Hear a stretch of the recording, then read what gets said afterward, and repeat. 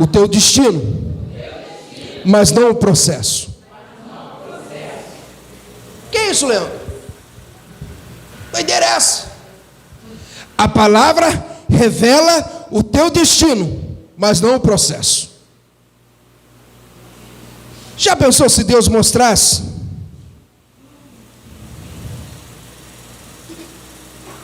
o processo que você enfrentaria por causa da palavra?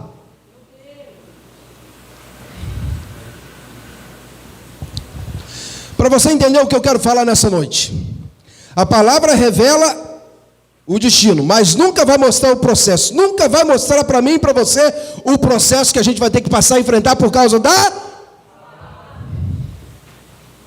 Que é isso, Leandro? Jesus, isso mesmo. Irmão Maurílio, se o Espírito Santo mostrasse para você lá atrás, olha, você vai se converter, mas você vai ter que passar por isso. Eu conheço um pouco da história do irmão Maurílio, e eu tenho liberdade até para poder falar. Se você soubesse que aquele cara queria te dar um tiro, você não queria. Queria permanecer onde você estava. Porque a palavra revela o destino, mas nunca o... Lembra de José? Quem lembra de José? Quem já leu a história de José? José teve o quê? Teve um sonho, onde o sol e a lua e 11 estrelas se curvavam. Aí ele fez o quê? Foi correndo e contou para quem? Para o pai, Jacó. O que Jacó falou para ele? Porventura você está dizendo que você vai reinar sobre nós?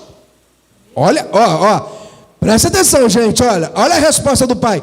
Porventura você está dizendo que você vai reinar sobre nós?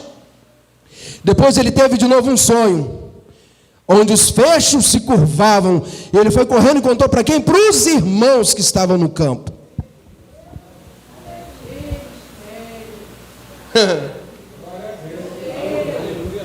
Deus mostra o destino, mas nunca revela o processo. A palavra mostra para mim e para você o nosso destino, mas nunca o processo. Você acha que Deus falasse assim, José, filho, tu vai governar sim sobre o teu pai, sobre a tua mãe, sobre os teus irmãos, só que vai acontecer umas coisinhas com você. Seus irmãos vão te bater, vão te vender como escravo, tu vai apanhar, tu vai ficar preso, vai ser injustiçado. Deus revela o destino, mas não mostra o processo. Porque se Deus abrisse aquela televisão de 50 polegadas e mostrasse para ele, tu vai passar por isso. O que José ia falar para Deus? Não quero não. Se Deus mostrasse para você, que para você receber as vitórias que você já recebeu, Ele mostrasse para você as lutas que você teria que enfrentar, os gigantes que você teria que derrubar, o que você ia falar para Deus? Não quero não. Não é verdade ou não é? Vamos ser sinceros, gente. Verdade ou não é? Verdade. Deus mostra o destino, mas nunca revela o...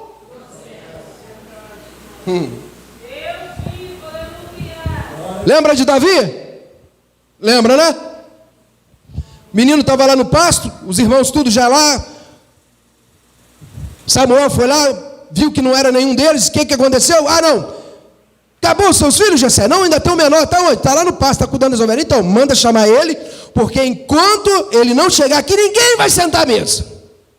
Fico comigo pensando, conjecturando. O recado chegou, teu pai está te chamando. Menino chegou, não sabia de nada que estava acontecendo, de repente se deparou com o profeta lá na sala da casa dele, o pai, a mãe e os irmãos, que a vida inteira tinha ciúme dele. Aí de repente, quando Samuel olha para Davi, Bíblia diz o quê? O Senhor fala por quê para Samuel? É este daí. A Bíblia diz que Davi foi ungido na presença dos... Vamos lá, gente, na presença dos... Ele foi ungido o quê? Arrepiou agora até aqui, ó. Foi ungido na presença dos irmãos. A Bíblia diz que depois disso Davi sentou no trono e começou a reinar? Não. Depois desse, que ele foi ungido, demorou, Rita, 40 anos para Davi assumir o trono. Depois, Yuri, de ter sido ungido rei pelo profeta Samuel, passaram-se 40 anos. Pense comigo, dentro de 40 anos, o tanto de perseguição, o tanto de disse-me-disse, o tanto de ciúme que aquele menino enfrentou. Entrou na adolescência com o ciúme dos irmãos, entrou na juventude com o ciúme dos irmãos, entrou na fase adulta com o ciúme dos irmãos. Deus não mostrou para ele o processo, mostrou o destino. Ó, tu vai reinar em Israel. Se Deus mostrasse para mim e para você o processo, a gente recuaria. Verdade ou não é? Tem várias coisas que aconteceram na minha vida, se eu falar para você, você vai... Se eu pudesse pular etapas, pularia. Mas Deus não trabalha assim. Deus, ele deixa nós passarmos para o processo. Sabe para quê? Porque através do processo a gente cresce espiritualmente, criamos casca. Através do processo nós amadurecemos, deixamos de ser crente mimimi, crente menino, porque o processo faz isso, irmão Maurílio. Deus não pula etapas. Se Ele prometeu algo para a tua vida, se Ele prometeu algo para a tua casa, fique firme no propósito, mas não recue, porque Ele já mostrou o destino para você.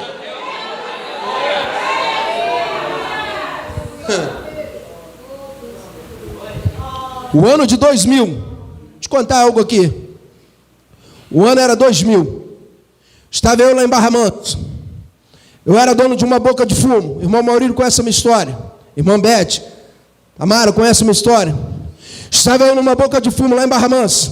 Eu tinha um revólver 38 Taurus. Eu peguei esse revólver, tirei as balas e falei desse jeito, ó, preste atenção. Falei desse jeito: se o Deus do meu pai existe mesmo, Ele vai me tirar daqui desse bairro, vai me levar para a Barra do Piraí, eu vou ser transformado e vou voltar aqui para poder pregar a palavra dele. Acabei de falar isso, Rita. O incircunciso gritou lá no portão: patrão, que era o meu apelido, chegou o carregamento.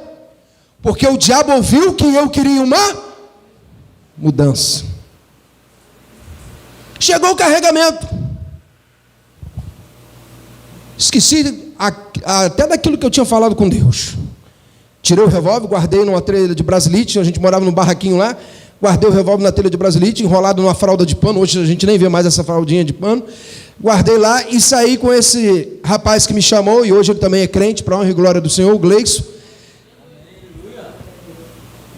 E eu fui ver o carregamento que chegou.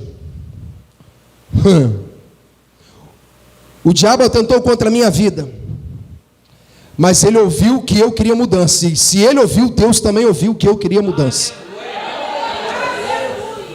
Às vezes o processo é doloroso, gente, mas é necessário para mim e para você, para nós criarmos casca, ter bagagem, para amanhã e depois alguém vir questionar, você falar: você não sabe o que eu passei lá atrás. Se hoje eu estou onde eu estou, é porque eu passei por um processo, Deus me capacitou, e aonde eu estou hoje é porque eu passei pelo processo.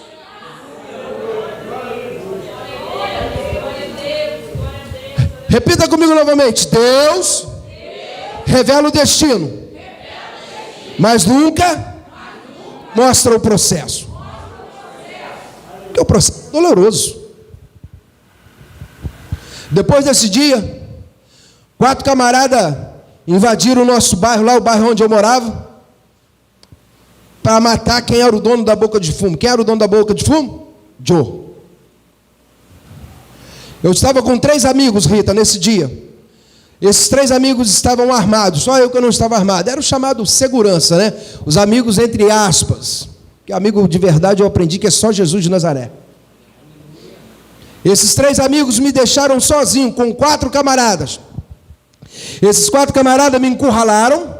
Um segurou no meu braço, o outro segurou no pescoço. Eu só ouvi uma voz dizendo assim: Agora é a chance que a gente tem para poder matar ele. Dá o tiro. Quando eu ouvi isso, eu encontrei uma força, não sei aonde, hoje eu sei que foi em Jesus. Consegui me desvencilhar dos braços deles. Corri e só escutei o barulho do tiro. Pá!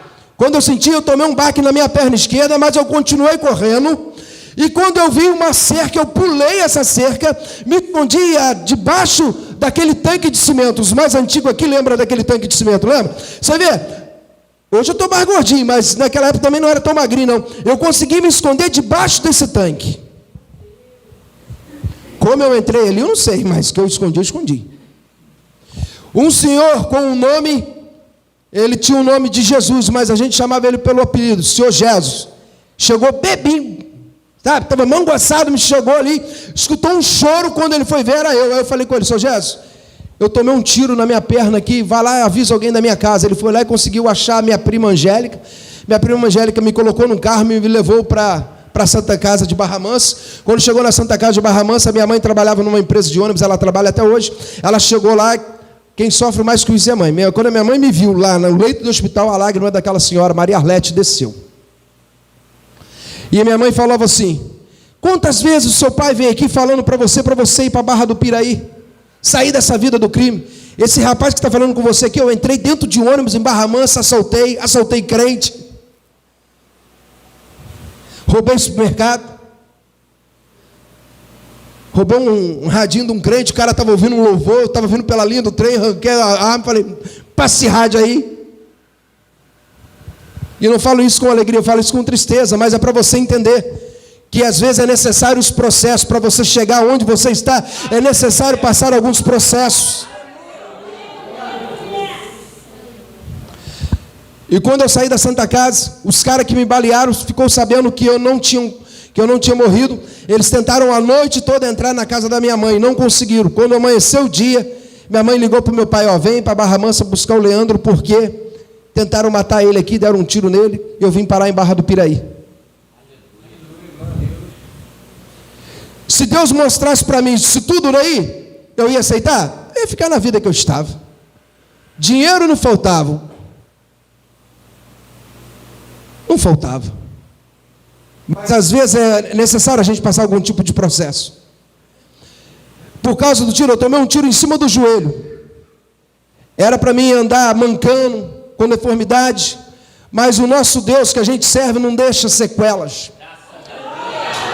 O Deus que prometeu, Ele não falha, irmão Maurílio. Aquele que começou a boa obra na tua vida é fiel. Aquele que está realizando a boa obra na tua vida é fiel.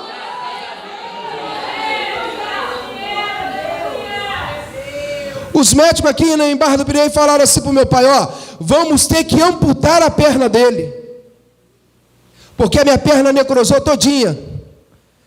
Parou de circular o sangue e falou para o meu pai, vamos ter que amputar a perna dele. Eu fiquei sabendo disso só depois. Meu pai chegou na congregação e falou, olha só, os médicos disseram que vão ter que amputar a perna do Leandro, mas eu não aceito. Aquela congregação entrou num processo de oração pela minha vida. E para a honra e glória do Senhor, os médicos devem estar até hoje lá na Santa Casa me esperando lá para poder amputar a minha perna. Não tenho sequela, eu posso correr errando normalmente, porque o Deus ao qual nós servimos faz com que nós passamos por processo, para depois lá na frente a gente entender qual é o destino que Ele tem para a minha vida e para a tua vida. O poder da palavra continua o mesmo, Rita, irmã Beth. O poder da palavra, irmão Maurílio, continua o mesmo. Jesus ainda está no trono realizando milagres.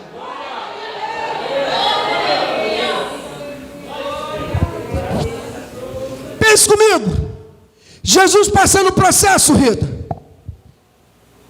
e sem entender nada, sem ter noção do que era aquela perseguição, mas havia um poder da palavra sobre a vida dele. Há um poder da palavra sobre a tua vida nessa noite. Deus me trouxe aqui para falar para você, nesse dia de hoje, nessa quarta-feira, dia 15 de março do ano de 2023, que o processo é só para mostrar qual é o destino que Ele tem para a tua vida. Qual é o destino? Você pegou isso? Se você pegou isso, abre a tua boca e glorifica. Ele me trouxe aqui para falar para você que esse processo é só para poder te capacitar para algo maior que Ele tem na tua vida.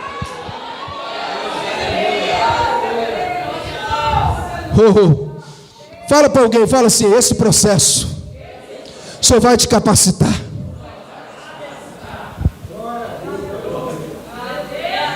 Vou fechar aqui.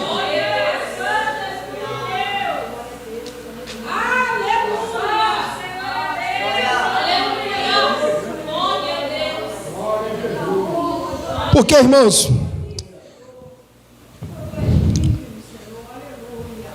porque não adianta você viver a palavra e não ter experiência para viver essa palavra que você está vivendo.